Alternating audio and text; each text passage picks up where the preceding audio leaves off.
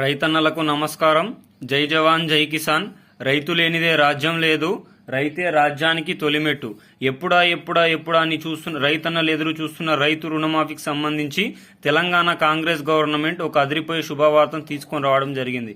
అసలు రైతు రుణమాఫీ అవుతుందా కాదా అనే నెలకొన్న సందిగ్ధతని ఈ ఒక్క వీడియోలో మనం క్లియర్ కట్గా ఇన్ఫర్మేషన్ తెలుసుకుందాం.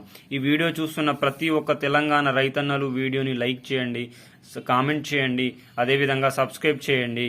మీకోసం మంచి యూస్ఫుల్ అయ్యే ఇన్ఫర్మేషన్ తీసుకుని వస్తున్నా కాబట్టి లైక్ చేయండి. మీరు ఆ విధంగా లైక్ చేయడం వల్ల తెలంగాణలో ఉన్న ప్రతి ఒక్క రైతన్నకు ఈ వీడియో చేరువవ్వడం జరుగుతుంది.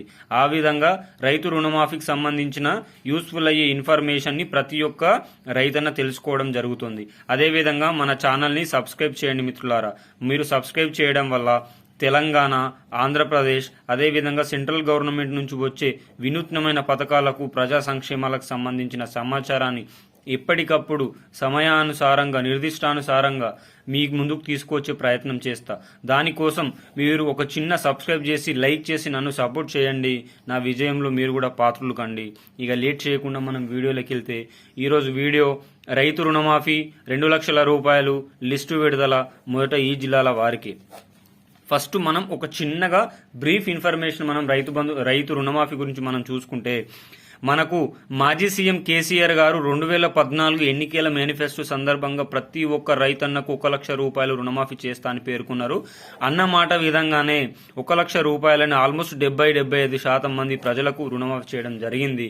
మరి 1 లక్ష రూపాయలు రుణమాఫీ చేస్తేనే 16,275 కోట్ల రూపాయలు అయినాయి అని చెప్పేసి మనకు ఒక ఎన్నికల శ్వేతపత్రం భాగంగా వెల్లడించడం జరిగింది.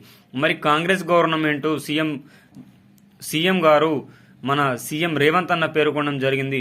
రైతన్నలు, నేను మీకు ఒక మాట ఇస్తున్నాను, బ్యాంకులలో ఎవరైతే 2 లక్షల రూపాయల వరకు అప్పు చేయలేరో ఈ రోజే వెళ్లి బ్యాంకులో అప్పు తెచ్చుకోండి. నేను గెలిచిన తర్వాత ఎల్బీ నగర్ లో డిసెంబర్ 9కి చేసే ప్రమాణ స్వీకారంలో మొట్టమొదటి రైతు రుణమాఫీ గురించి చేస్తానని పేర్కొన్న సీఎం గారు ఇప్పటి వరకు రైతు రుణమాఫీకి సంబంధించి మాటలు ఎత్తట్లేదు, ఊసెత్తట్లేదు.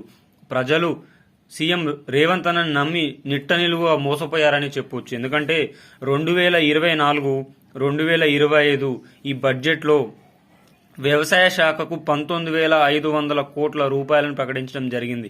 మరి ఇప్పుడు రైతు రుణమాఫీ అనేది వ్యవసాయ శాఖకు వస్తుంది. మరి ఇప్పుడు మన మాజీ సీఎం కేసీఆర్ గారు 16,275 కోట్లు ఖర్చు పెట్టారు. ఎంత? 1 లక్ష రూపాయలు రుణమాఫీ కోసం. మరి మన సీఎం గారు 2 లక్షల రూపాయలు చేస్తున్నారు. 2018 నుంచి 2024 వరకు, అంటే ఆల్మోస్ట్ 6 సంవత్సరాల రైతులు. దీన్ని బట్టి చూస్తే ఈ 6 సంవత్సరాలకు చేస్తే 50 నుంచి 55,000 కోట్లు కావాలి 2 లక్షల రూపాయల రుణమాఫీ అంటే. మరి దీన్ని 2019 నుంచి 2020 వరకు ఒక దఫాగా, ఇట్లా అంటే సంవత్సరానికి ఒక దఫాగా చేస్తారా అంటే, ఈ 2024-25లో మాత్రం వ్యవసాయ శాఖలో ఓన్లీ 19,500 రూపాయల కోట్లను ఖర్చు పెట్టారు. కాబట్టి ఈ 2024-25లో రైతు రుణమాఫీ అయితే 100కి 200% కాదు.